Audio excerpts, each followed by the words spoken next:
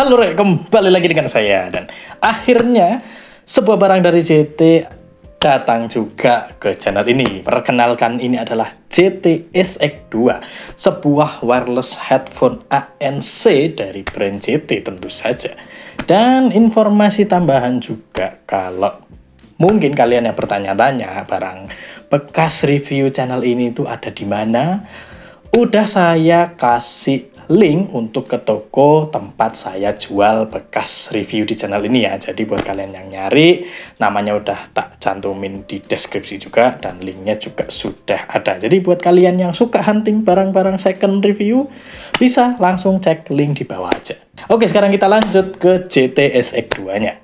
Mulai dari bagian boxnya sendiri yang terkesan sangat JT sekali ya, tapi beda. Kalau yang versi entry levelnya mereka itu biasanya warna boxnya itu putih, tapi kalau yang warna hitam ini biasanya level yang udah produk bagusnya mereka ya. Terpampang jelas di depan gambar produknya, logo JT, di bawahnya ada tulisan SX2 Series Active Noise Cancelling Wireless Headphone and Premium Sound.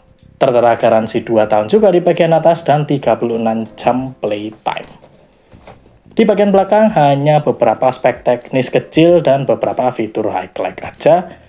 Dan yang apa kalian dapatkan di dalam boxnya sudah pasti satu unitnya, kabel aux, kabel charger Type-C, kartu garansi, dan buku manual yang sudah jadi satu. Ya, dan ini adalah JT SX2 yang kemarin saya rekomendasikan di range harga yang bisa kalian dapatkan itu di 360-an ribu untuk si JT SX2 ini. Buat saya, value yang ada di JT SX2 ini cukup bagus di harganya ya. Pertama, kita cek bagian desain dulu. Di bagian headbandnya terlihat langsung ada logo JT yang ke-emboss di bagian atas, dilapisi kulit sintetis, dan di bawahnya juga ada foam yang menurut saya cukup tipis ya. Di bagian tangkai kiri dan kanan hanya ada logo JT kecil yang dipisah oleh aksen garis. Di bagian dalamnya ada marking L sama R. Dan di bagian ear cup-nya sendiri yang menurut saya sedikit berbeda dengan desain yang ada di pasaran ya. Terlihat di bagian lingkaran luar ini kepisah sama bagian housing dalamnya ini. Dan ada dua lubang yang digunakan untuk fungsi ANC-nya. Lalu di bagian earpad-nya sendiri buat saya ini cukup empuk, walaupun nggak seempuk memory foam. Dan dilapisi kulit sintetis yang menurut saya bahannya cukup bagus. Dan ada marking tambahan L sama R juga di bagian dalam ear cup-nya. Dengan desain yang ditawarkan ini langsung kelihatan ya kalau bobot yang ada di JT SX2 ini waktu saya cek itu emang ada di angka 250-an gram. Lebih tepatnya 249 gram. Dan buat saya itu ukuran headphone yang udah cukup berat ya. Tapi walaupun ukurannya segitu, kenyamanan dan fitting yang dikasih oleh SX2 ini juga menurut saya udah cukup bagus. Waktu saya pakai di telinga itu langsung ngepas. Cuma sayangnya di sini bagian isolation-nya ini buat saya cukup kurang karena dia hanya meredus suara dari luar itu sekitar 20% sampai 30% aja. Tidak cukup kedap untuk meredus suara-suara berisik dari luar. Bagian clamping di sini sedikit agak menekan ya. Tapi waktu saya geleng-geleng, anggo-anggo ini tetap kerasa kalau dia bisa aja kegeser kalau kita emang se-ekstrim itu nganggukin kepala atau menoleh-noleh kepala ya.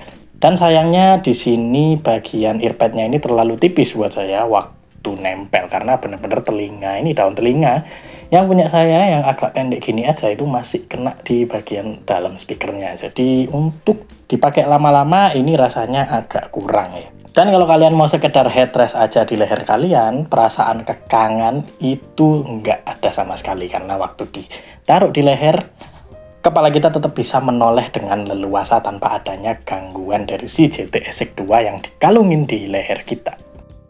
Build quality yang ada di JT SX2 ini buat saya sedikit agak kurang kokoh gitu. Karena waktu saya stretching kiri kanan depan belakang itu kayak ada suara keretek-keretek yang bikin saya takut kalau ini bakalan ada yang patah gitu. Jadi saya nggak bisa memaksakan buat stretching agak kenceng ya, karena memang kerasa banget kalau dia dipaksa itu ada suara yang bikin saya sedikit keganggu.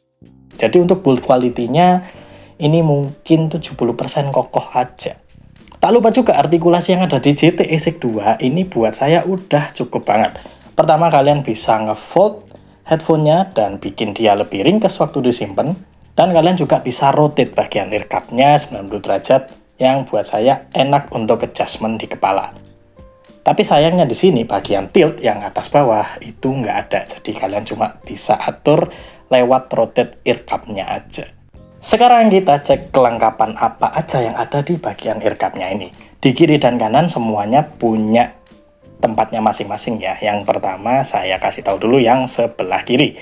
Dia ada port Type-C yang fungsinya hanya untuk charger dan lampu indikator charging aja. Lalu di sebelah kanan, di sini bisa kalian lihat ada 3 tombol di bagian belakang. Yang paling atas ini tombol plus atau kalau ditahan bisa jadi next track.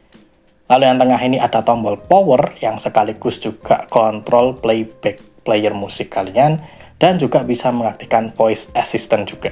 Lalu ada tombol minus dan kalau misalnya ditahan dia akan jadi preview track. Lalu di bagian bawah di sini ada lampu indikator yang bukan charging, jadi lampu indikatornya yang selain charging ya. Lalu ada lubang aux, lubang mikrofon, dan yang terakhir adalah tombol switch ANC-nya. Oke, jadi sekarang yang pengen tak jelasin itu adalah bagian ANC-nya. Kenapa? Karena buat saya ANC-nya ini ternyata tidak sebagus yang saya ingat waktu awal mencoba produknya ya.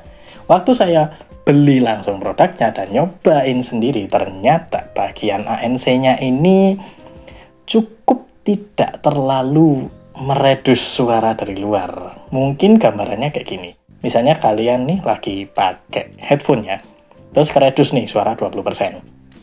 Tapi waktu kalian switch ANC-nya, itu cuma kerasa bagian udara atau angin aja yang keredus.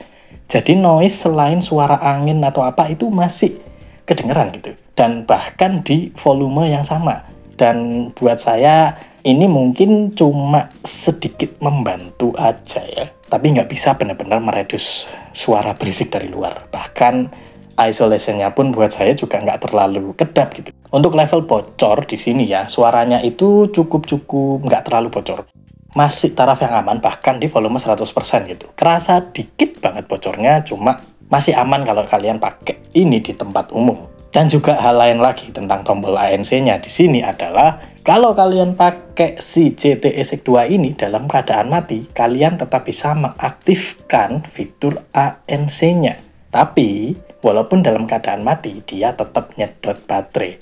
Jadi saya nggak tahu ini fitur atau minus. Tergantung kalian makainya gimana. Selalu ingat kalau kalian nggak pengen baterainya boros, itu setiap matikan JT ESIC 2, tombol ANC-nya juga harus di switch ke off. Karena kalau misalnya nggak, baterainya bakal tetap terkuras karena ANC-nya itu masih nyala. Sebagai pengingat juga, kalau di sini tidak ada transparency mode. Jadi walaupun dia punya ANC, tapi dia tidak punya transparency mode. Lanjut kita cek di bagian konektivitas yang ada di JT ESIC 2 ini cuma ada 2. Yang pertama adalah Bluetooth 5.3 dan yang kedua adalah kabel AUX. Dimana kalau kalian pakai kabel AUX, kalian nggak akan bisa pakai seluruh fungsi tombol-tombolnya, bahkan mikrofonnya sekalipun. Jadi perlu diingat ya, kalau kalian pakai kabel itu kalian cuma bisa dengerin musik aja. Power on. Bluetooth pairing mode. Your Bluetooth device is connected. ANC on. ANC off. Power on. Sekarang adalah bagian suaranya yang perlu saya kasih tahu. Di JT ESIC 2 ini sudah saya bayangkan ya karakter suara yang akan dihasilkan seperti apa, dan ternyata benar. Mirip seperti JT8 Pro kemarin yang saya coba. Dia punya karakter dasar yang V-shape, bagian vokal yang tetap kerasa ketutup sama bagian treble sama bagian bass. Bagian bass di sini kerasa cukup kerasa ya, nampol, extend, boomy, punchy, cuma bukan level yang mentok banget lah, masih ada sisa-sisa sedikit yang disisain buat frekuensi bass ini. Dan untuk treble-nya sendiri buat saya ini karakter treble yang masih taraf aman, nggak level yang sampai nusuk juga, dan buat saya masih cukup nyaman buat dengerin berbagai macam musik. Bagian detail di sini juga tidak terlalu berasa ya, karena ketutupan sama bagian bass emang kalau kalian dengerin musik apalagi yang jedak-jeduk parah ya, itu bener-bener bikin speakernya kayak bergetar dan menutup semua bagian terutama vokal dan treble. Soundstage juga tidak terlalu oke ya, ya B aja lah, normal aja, nggak ada yang spesial, nggak ada yang wow. Tapi di sini ada catatan, kalau kalian dengerinnya di mode ANC, itu buat saya malah lebih bagus, sedikit improve daripada yang nggak pakai ANC. Waktu kalian ubah modenya ke ANC, di sini suaranya malah lebih nyaman gitu buat didengerin. Bassnya level yang sopan, vokalnya jadi enak, treble-nya jadi sedikit mendingan gitu. Dan detail jadi kerasa lebih clear, lebih enak. Tapi karakter suaranya tetap tidak berubah ya, sama-sama V-shape. Cuma emang lebih detail sama lebih clear aja. Kalau suaranya pakai kabel, yang berbeda hanyalah bagian power volumenya aja. Jadi di sini bagian volumenya bisa naik sekitar 20% sampai 30%. Enggak sih, enggak segede itu.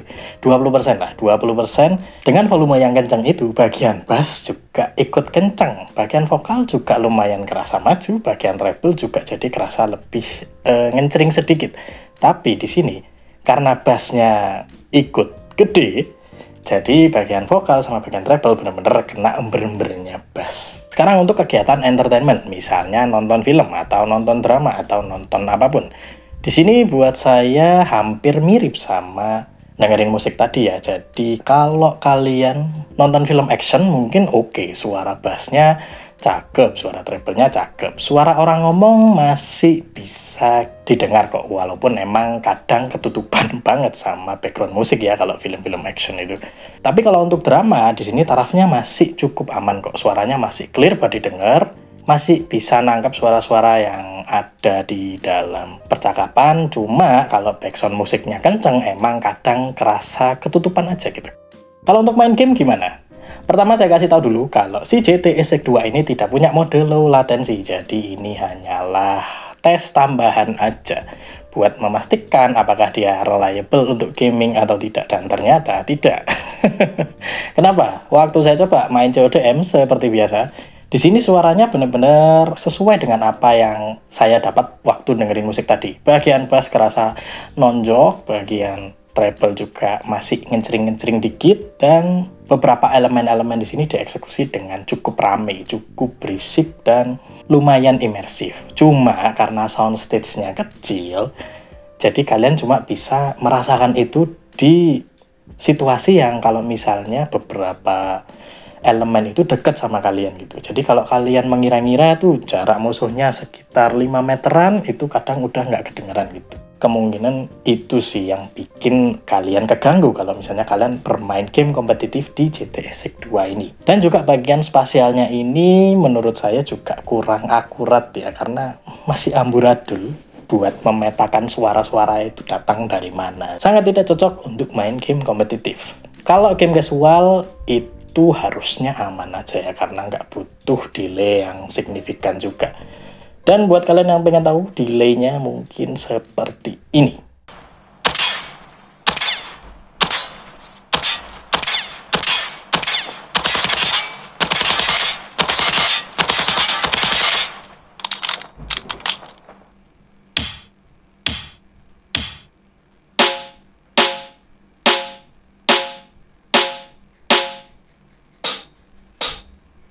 Oke, jadi ada dua tes tadi yang saya kasih buat delay-nya ya. Pertama, kalian bisa lihat yang delay waktu dipakai main game CODM itu kayak gimana, dan delay waktu dipakai sama aplikasi Real Drum itu kayak gimana.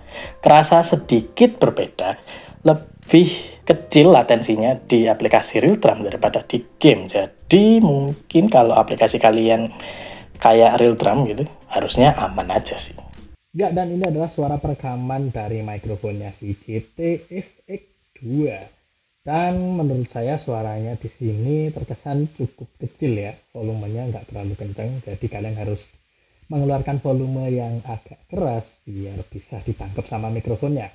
Dan juga karakter dari mikrofon ini itu terasa cukup mendem kalau saya bilang ya.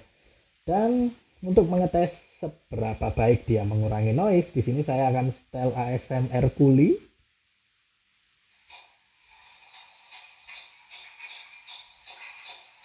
Jadi sambil saya ngomong, di belakang saya ada suara kuli, dan kalau misalnya suaranya kredus dengan baik, berarti pengurangan kebisikannya sudah cukup bagus. Oke, sedikit saya cerita tentang mikrofonnya ya. Buat saya kualitasnya sangat-sangat tidak enak banget buat berkomunikasi. Udah suaranya mendem, kadang kata-katanya juga nggak jelas yang ditangkap itu apa, dan suaranya kecil. Jadi mikrofonnya ini benar-benar tidak saya rekomendasikan untuk kalian pakai berkomunikasi. Ya, jadi itulah hal-hal yang bisa saya jelaskan atau sharing ke kalian semua selama saya pakai JT ESIC 2 ini di waktu yang cukup singkat ya, karena saya baru cobain ini sekitar 3 harian aja.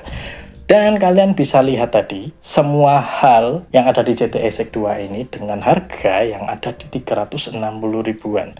Pertama, yang bikin dia ini punya value bagus adalah karena banyaknya fitur, terutama adanya ANC di sini ya. Walaupun sebenarnya kualitas ANC-nya ini nggak terlalu membantu banget gitu, membantu tapi dikit banget gitu. Kayak kurang meredus aja gitu. Adanya ANC di sini itu cuma ada doang gitu, cuma ngurangi suara angin sama suara noise yang selain suara-suara kayak orang ngomong, suara hujan, suara AC itu masih kedengeran gitu. Buat yang nyari ANC bagus, JT ESIC 2 ini jelas bukan pilihan ideal ya. Tapi terpisah dari bagian ANC-nya yang kurang, di sini suaranya buat saya termasuk yang oke kok. Buat kalian yang suka suara-suara nampol ya, bass yang jedak-jeduk, bagian treble juga masih nyes-nyes sedikit, ini masih bisa dipertimbangkan untuk jadi pilihan kalian kalau nyari headphone di 300 ribuan ya. Jadi sekiranya JT ESIC 2 ini mungkin bisa saya rekomendasikan ke kalian semua dengan beberapa catatan ya. Kalian nggak cari ANC bagus, nggak perlu build quality yang bagus-bagus banget, nggak perlu juga mikrofon untuk berkomunikasi sering-sering, yang penting kenyamanan enak di telinga dan suaranya cukup nampol, JT ESIC 2 ini bisa kalian pertimbangkan. Oke, sekian pembahasan saya soal JT ESIC 2. Ojo lali di-like, gak di-like yo ora popo. Matur suwun.